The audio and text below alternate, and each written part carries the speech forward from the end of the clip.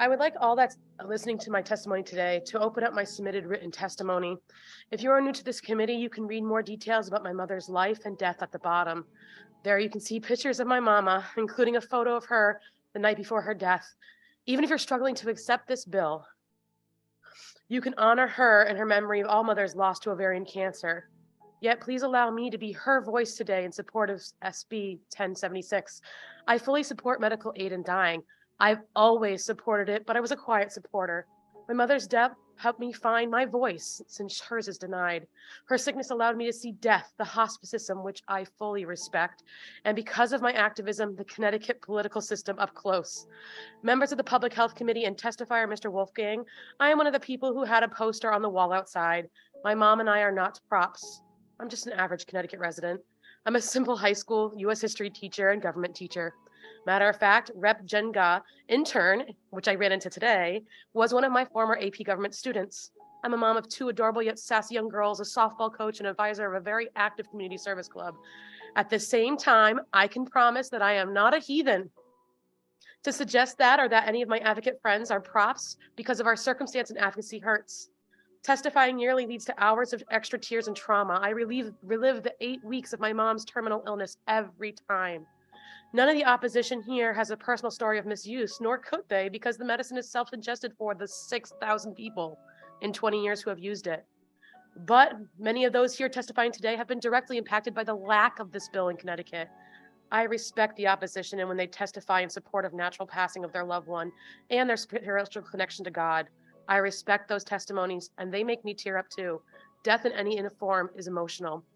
I want to spend my time addressing questions of legislators directly on dignity, medicine disposal, my failure as her de facto doctor, my thoughts on slippery slope argument when compared to other nations and off-market drugs.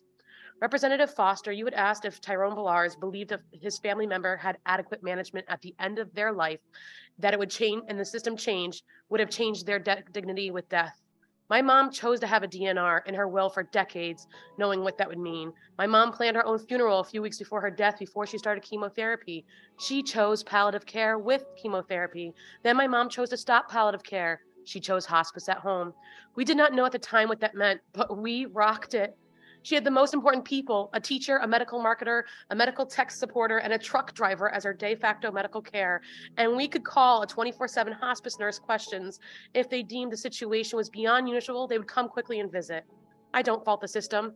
At the moment, I may have been angry, but that was because my mom was dying. She was suffering through the physical pains of death and mental pains of repeating what she saw her father go through. She wanted medical aid in dying, but I could not grant it to her. If I gave her the morphine that I had in my possession, I would be her murderer per Connecticut law. Senator Arwar and Representative Carpino, you asked about the disposal of the medicine. I don't recall having a choice from the hospice nurse, nor would I have opposed her method of disposal. When my mom finally passed, we cried, we called her brothers, then we called hospice.